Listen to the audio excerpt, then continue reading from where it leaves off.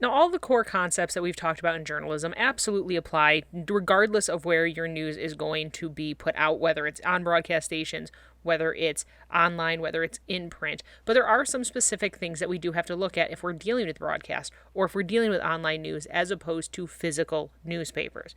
So, for example, if we're talking specifically about broadcast, we're talking about something that is going over the radio or over the television. Now, the way it's written is going to be very similar, but it's different enough. It's compressed, for example. The way you word things is different enough that when you're looking at a newscaster, it's not like they're picking up a newspaper and just reading it word for word out of the newspaper, because that wouldn't sound right. So go back to when we even talked about adaptation, that the way a story, a book is written doesn't always translate directly to the screen, because the way dialogue is written is very rarely the way people actually speak. So you really have to think about, okay, how do people actually speak? And that's one of the big differences really between written journalism and your broadcast journalism, is the way people speak, the way people listen to things is going to be different.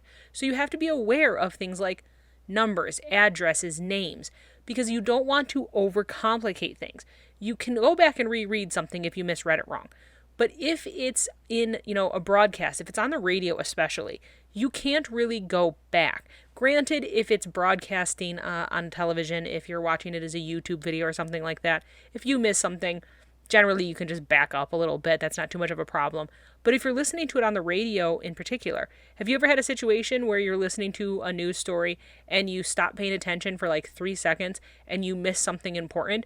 You can't back up. So you want to make sure that you always write things as clearly as absolutely possible when you're writing specifically for broadcast. So things like numbers, things like addresses, you don't want to be overly complicated. So instead of giving a specific address, you might be better off saying near the corner of this street and this street. Or if you're talking about numbers, instead of giving a specific number, you might round to the nearest 10 or the nearest 100 if you can, because it just makes it easier for the audience to understand all of this stuff.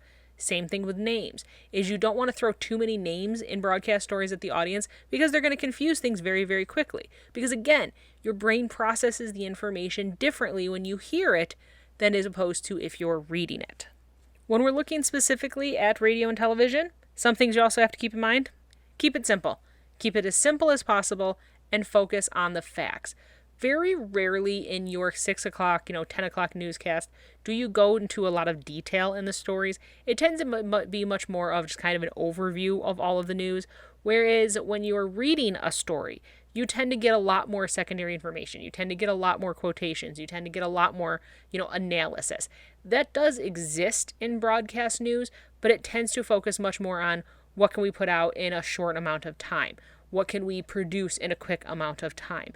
So whether we're talking about something like, let's say you're interviewing somebody, so maybe it's something that happened, at the local school board meeting, and you're going to interview the school board president, you want to make sure that you get a really concise and tight soundbite. What I mean by that is when you interview people, we're going to talk extensively about this in a little bit, very rarely do people give you really short, tight answers. When you're writing in the newspaper, it's not as much of a problem, because you're able to usually cut out, maybe they say something really good at the beginning, they say something really good at the end. You're able to kind of cut the middle out of that quote, and you'll actually see newspapers will do this often to kind of tighten up what they said a little bit. You can be much more, picky about what quotes you're going to use in print. In broadcast news, you don't really have the same ability to edit things out and have it look right. So instead, what you want to make sure you do is that you always ask questions in a way that's going to get you a nice, tight soundbite, that's going to get you precisely the kind of information that you want, that's going to get you a really clean sort of response and answer. Just like in written journalism, you also need to make sure you have a very strong lead. There has to be a reason that people are listening. There has to be a reason that people are paying attention. And I would argue that this is more important in broadcast news than it is in print, because if you're reading a newspaper, for the most part, you're already dedicated to reading the news, or else you wouldn't have picked the newspaper up. Where news on the television, news on the radio, it tends to be much more background for a lot of people, so you need to make sure that your lead, your opening kind of paragraph to each story, your opening sentence to each story is interesting enough that people pay attention to it, that they hear it and they perk up from what they're doing. They hear it and they pay attention to what it is you're saying, on the radio. So you need to make sure that you're really kind of pitching that story. Your length usually sits between 100 and 300 words, which is not super long. That's pretty tight. But again, think about a newscast. You may have, each story only takes 30 seconds, maybe a minute if it's a really long story. It's even shorter if we're talking about radio, because often the radio will have the news every hour, just kind of stuck in the middle of their shows. It'll maybe take a 30-second or 1 minute or 2 minute news break. Each of those stories may only be 15, 20, 30 seconds long. Very rarely in the radio do you have stories that are longer than that. They're usually really nice and tight. So 100 to 300 words tend to be about what we're looking for in broadcast news in terms of how long your story is. On average, the normal person's speed of speech, when you have 100 words, it'll equal about 30 seconds. So that'll kind of give you an idea of about how long a story would be. Broadcast news also tends to be a bit more conversational in how they actually present the news. So for example, in a print story, you might have something like, evidence from the autopsy conducted on the deceased suggests foul play. Now for a print story, there's really nothing wrong with that sentence, but it's a bit wordy. It's a bit kind of tough to digest what was just said. Whereas in broadcast, they might say something like, foul play is suspected based on autopsy result.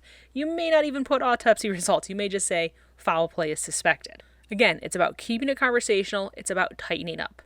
When dealing with things like quotes, remember, everything we're doing here deals with how people hear and process information.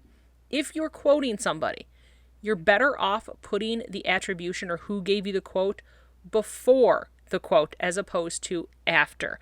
It's just easier for people to process and remember who said it if you introduce this person said this and then say what they said as opposed to give the quote and then explain who it is. Giving them the context of who said it first just makes it a lot easier for people to understand what's going on. So for example, you may say something like, according to a recent study, and then give the actual, information you want to provide. Or Officer Miller, said, and then give the actual quote, as opposed to reversing it and putting the attribution at the end, which is often what we do in print. Again, all of this comes down to, in print, you often have the ability to go back and reread it over and over and over again if you need to. Very rarely do we have that luxury with broadcast. We already said it, but just to mention it again, only use exact numbers when it's absolutely necessary. Only use exact addresses when it's absolutely necessary, because it just makes it a little bit easier for people to process. Now, in many ways, radio and television broadcasting is very similar, but there are obviously going to be some pretty substantial differences because of the visual components of television news. It's a highly visual medium, so a big thing to think about is what is it we're seeing, because you always have to show the audience something. With radio, you just read it. It doesn't really matter what else is going on. With television broadcast, you have to show something to the audience to correspond with what they're saying. So there's a couple of different types of TV broadcasts that exist. There is anchor copy or reader copy, voiceover, package, and then live and field reports. And there's kind of some pros and cons of each one of these. So the first one we have is our reader copy or anchor copy. This is the kind where you have your anchor who's just looking straight into the camera and they're reading you the news. So they will have things often in the upper right-hand or left-hand corners of the screen, photos, charts, little videos, anything that's going to support what it is they're talking about. Sometimes they don't have that at all. Sometimes it's just them talking. These ones are pretty straightforward because there isn't quite as much that goes into them other than the production, of course, of the upper stills that are going to be in the corners of the screen. And of course, you obviously have to make sure you have prepared the actual broadcast itself and the copy that they're going to be reading. But this is one that's almost always done live. I say almost always because sometimes they will replay the same broadcast, a clip from it later on in a different broadcast. But this one is really pretty straightforward. This is the news. This is your anchor who's reading you the news. But then we also have our voiceover stories. So in this one, your editing team will edit together footage that was either filmed by the film crew who went and gathered it, or it could be stock footage depending on what the story's about, and then they have to edit it to the precise amount of time that it'll take the anchor to read the story. That is why it is important to know how many words are in the story, how long it'll take your anchor to read it, and then the voiceover is going to be of, again, the anchor actually reading the story while we're seeing the images that have been pre-edited together. Timing in this one is really important, and you will see this does happen quite a bit in local news where the footage kind of runs out and the anchor may still be reading the story. So it might cut to them and you may see the anchor just read the last little bit of it because they just ran out of footage. Or in some cases, the anchor finishes first and then all of a sudden it just kind of abruptly cuts. You can tell that's not where that footage was supposed to end. They just had to cut it because there was nothing else to say. So timing in this one is quite important. When writing voiceover and anchor copy, making sure that you write it in a way that makes it super easy to read is really important. Because in most cases, the anchor is reading this for the first time. So they may, depending on the situation, get to pre-read their stories, but sometimes they don't. Sometimes they get there and they're reading these stories completely live. So you want to make sure that you write it in a way that they can easily read it. We then have our package stories. These are ones that are fully pre-recorded. I kind of think of these ones as almost like little mini documentaries. Your reporter goes out into the field. Sometimes it is the anchor who's doing the interview. Sometimes it's not. But they'll go out. They'll get all of the audio, all of the video. Everything is pre-recorded. All they have to do is press play and then it runs. These ones are interesting because sometimes they will be long form packages. So it's a story that they've been working on for a while, something they've been filming for a while, editing for a while, and it may be pretty long. Sometimes these are still only a minute or two long, and maybe they filmed and edited the whole thing over the course of a day. These ones are nice though because again, they're just completely finished, ready to go. And then lastly, we have our live or our field reports. These, of course, are when the reporter goes live on location to talk about the story. Often it is going to be a dialogue back and forth between the anchor and the field reporter, and most newscasters, this is where they start. You almost never just jump into an anchor position unless it's a really, really, really small station, but even then you almost always start as a field reporter first. So you're going to go out to wherever that story is, whatever time of night it happens to be at, and you're going to gather your story. One thing that I am going to mention, when it comes to careers in the media, versatility is incredibly important because you want to make sure you can do kind of a little bit of everything. The reason I say that, specifically when talking about field reports, is that back in the day, when sending out a reporter into the field to do a story, you might have a reporter that goes, you'll have a cameraman, in some cases you would even have a sound guy, you may even have a producer that goes. So in the past, you may have 4 people that go. Now, it's not uncommon to just have 2 people go. So now it's only the cameraman and only the interviewer, only the live reporter. So you have to be able to kind of pick up the slack that there's not a lot of other people there. In some cases now, you don't even have a cameraman.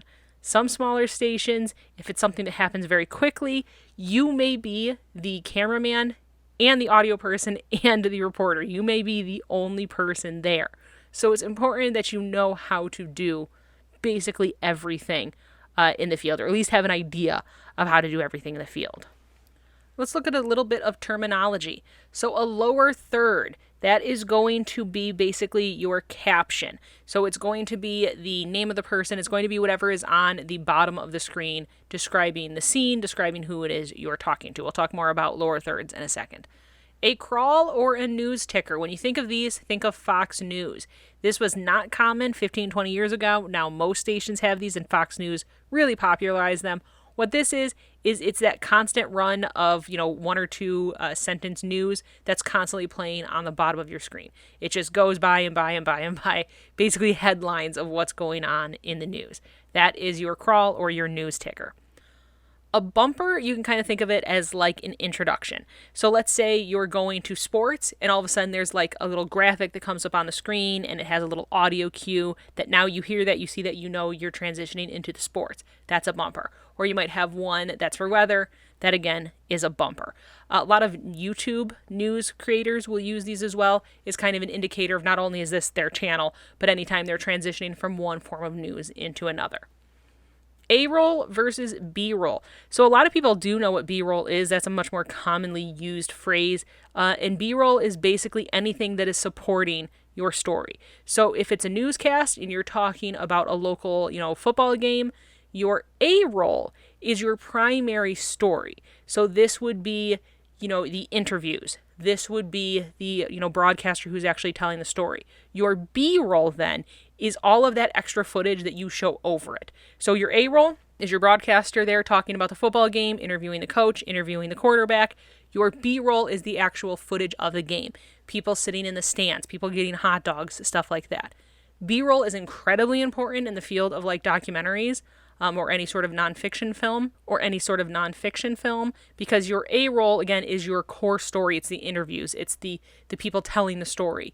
Your B-roll is everything else. It's everything that's going to support that story. And a lot of people focus so much on their A-roll. They focus so much on what is the story, what's happening, that they kind of forget about the B-roll, but the B-roll is what fleshes it out.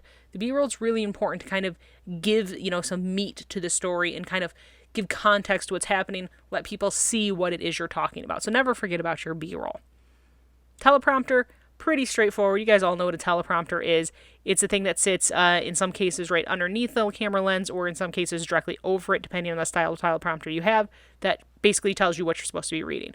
What is cool about teleprompters, though, is that now you can actually get these for really inexpensive. There's tons of apps that do it. You can get actual teleprompters off of Amazon for almost nothing. And this is something that a lot of YouTube users will use now as well, because they want to make sure that they're able to say what they need to say without having to take breaks to check their script all of the time. So let's go back and talk a little bit more about your captions, or your lower thirds. So this is a caption. It's what is, on the bottom of your screen explaining what it is you're seeing. So with captions, you want to make sure that they're strong, they're to the point. Once again, it describes what's on the screen. Don't try to be too charming with them, though. Don't try to be too cute with them. You're better off just being direct. So this one right here, it's just as an example, it says Betsy A's loves pistachio nuts.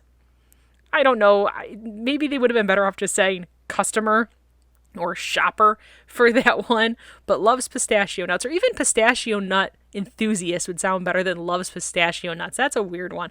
Here are some other ones again where you really just have to be aware of what you're putting in your lower third. Also, if we're talking live television, make sure that you don't leave your lower third simply saying lower third. I have seen this before where you were supposed to change the template to say something else and you totally forgot. So here's one that says, Memorial Day weekend, buckle up, slow down, and drink and drive. Obviously, they forgot the word don't in that one. And here's a fun one where it says, man killed to death. I don't know how else you would be killed other than to death. But again, it was just a silly thing that happened, but you always have to be aware of what's going on in your captions or your lower thirds. One of the main things I did want to talk about in this unit, though, is interviewing. Because interviewing somebody, whether it's, a short form thing, but especially if it's a long form interview, whether we're talking documentaries, whether we're talking, feature stories in the news, magazine style stories, interviewing is definitely a difficult skill. It is without question not something everybody can do, but it is something with practice I think everybody can learn. Now, I will say with complete, full disclosure on this one, I am a documentary filmmaker, so this is kind of my specialty. So this is why I think I want to really talk about it, because I realize that it's not something everybody is good at, because it's not just a conversation. You want to present it as if it's a conversation. You want the person to be conversational, but it takes some skill to get people to talk about themselves. For example, I'm a very firm believer that everybody has a story to tell.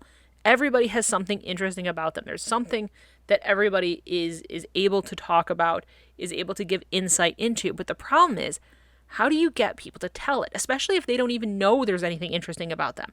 That's something I've run into quite a few times in my career, is that people will say, I don't know why you want to talk about me. To me, there's nothing interesting about me. And of course there is. But how do you get that out of people? So these are some tips and tricks I want to give you about how to properly interview somebody. The first one sounds so simple, but it's one that a lot of people miss, and that's just to listen. That's it. Listen.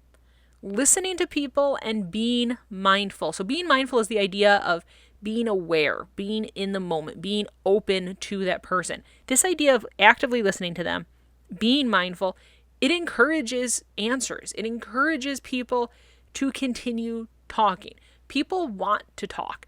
People want to be heard, but they often don't know how to do it. Even think in your own life, if you ever had a moment where you're just in a really bad mood and you're really upset about something, and maybe you do want to talk about it, but you're not going to bring it up. So you want somebody to ask you how you're doing. That's the idea of mindfulness, is that you're able to kind of pick up on those cues from people and you're able to ask those questions. Encourage their answers, even something as simple as making eye contact. Making eye contact shows that you have a connection with that person. That's part of your being mindful. So when preparing for an interview, there's a couple of things you want to try to do. Now, I always recommend preparing as much as possible because, yes, sometimes you have a spur of the moment thing that you just have to do. But if you can, it helps to be prepared for that interview. First is choose your subject, which means your person. Who are you going to interview? If this is more of a documentary style thing or a feature thing, you're going to have a little bit more time to kind of research and figure out what you're going to talk about. If it's something where it's much more of a, this is something that happened, so now I have to go talk to the police chief or the president of this company, obviously the story is going to choose the subject for you. Choose the subject, again, in terms of your topic. Specifically, what are you going to talk about? What kind of things do you want to discuss with them? This usually takes a little bit of research. Finding out about that person, finding out about the situation, finding out about what's going on and what kind of insight they might have into this issue. So for these examples, let's say that this is not a hard news story. This is not something that happened. You have to go talk to an expert. Let's say that this is more of a documentary style, a magazine feature style story. Researching is the idea. Find out about this person's background. Find out about their history. Find out about their thoughts and their opinions and their feelings on things so that way you know what kind of questions to ask. Going in a completely blind means that you might miss a lot of information to, things to ask about because you didn't know. You had no idea that they were interested in this or that there was this part of their life. You didn't know that these were questions you should even ask. So researching your subject, researching your person. Set a time and a place. So what I find for time and place is I like to go to them as often as absolutely possible because I find people are far more comfortable in their own environment. The negative to this is that if this is a visual thing, then you have to deal with their homes. Sometimes lighting is a problem. Sometimes the home is a problem. Sometimes there's noise issues. There's a lot of stuff that can go into this. If this is something that it's a story that is strictly going to be written, you don't have to worry about any of that. But still, you always want to try to set a time and a place that is as convenient for them as absolutely possible. Preparing your questions, that's a pretty basic one. You want to make sure you know what you're supposed to be asking. And then secondary to that is preparing your backup questions, meaning prepare follow-up questions, anticipate their answers so that way you have an idea of what kind of follow-up questions you should ask, maybe to encourage them to respond more or to touch on different issues about things, to maybe clarify things. Also preparing backup questions if a certain line of discussion maybe doesn't pan out the way you thought it was going to. Make sure that you're able to change gears to talk about something else. Basically, you have an opportunity. You don't want to waste it. The actual act of asking questions, though, is a little bit of an art form in of itself.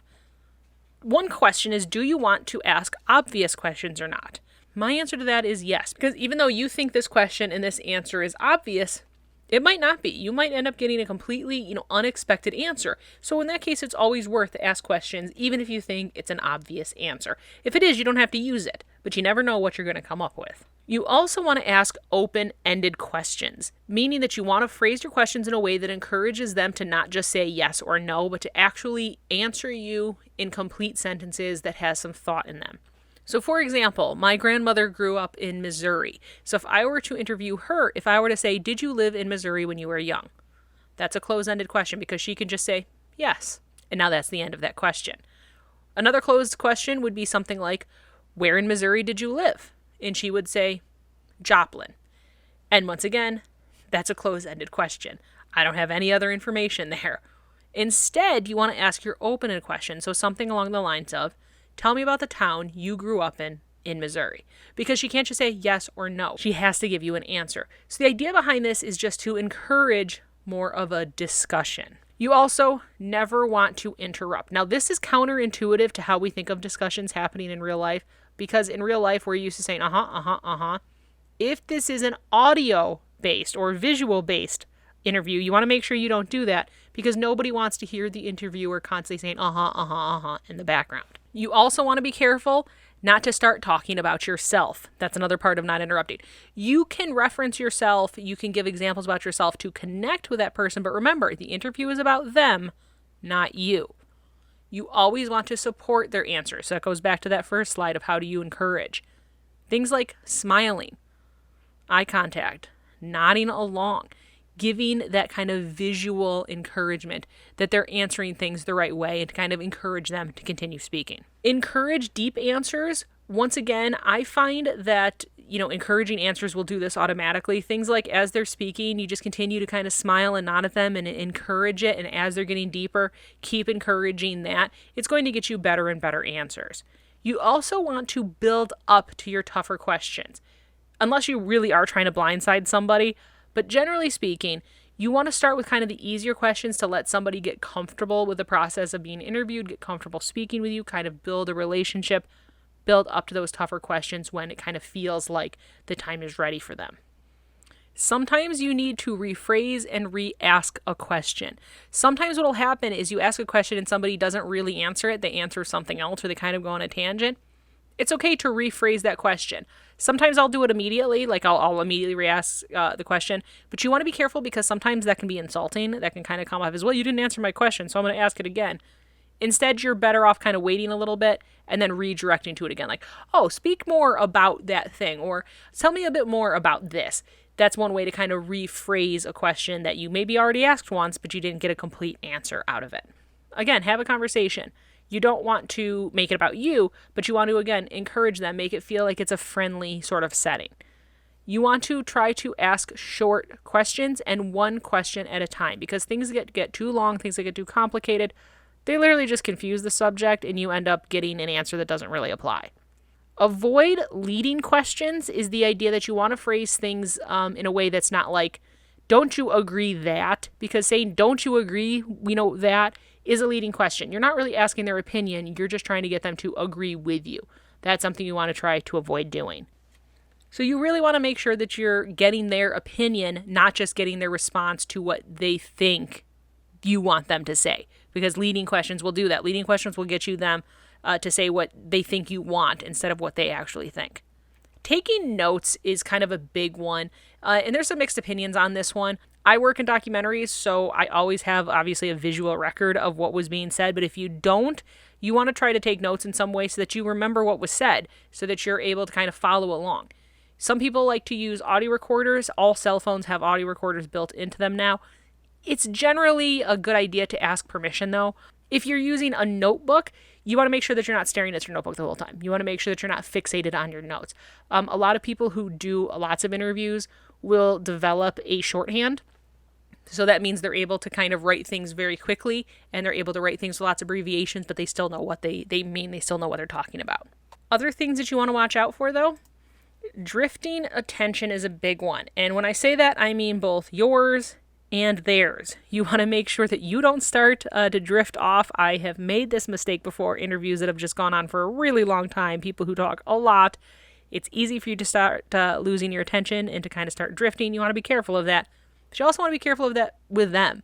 I've had subjects that get so into talking that they're not even remotely relevant to what we're talking about anymore because their attention is just drifted too much.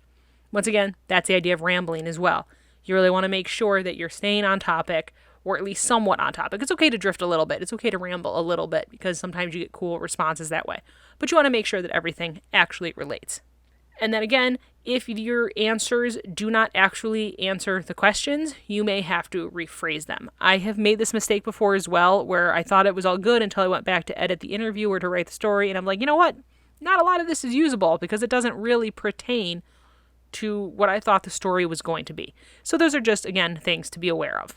Lastly, in this unit, I do want to talk just a little tiny bit about online news. There's not a lot we're specifically going to talk about here because most journalism, what we've already talked about, is online news, because for the most part, anything that exists in print ends up online. So it has a print version and then there's online news as well. Same thing with broadcast. You're going to have your television broadcast version, your in some cases even radio. Radio is the only thing that there generally isn't a ton of like online distribution or they don't save it anyway. It may play online, but there's not like a catalog or a database of back, newscasts from the radio. Some of them do, but it's not as common as with broadcast. But you may have your local broadcast news station, and then you are going to see the exact same stories all online later on, or all on Facebook, or all on Twitter, or whatever.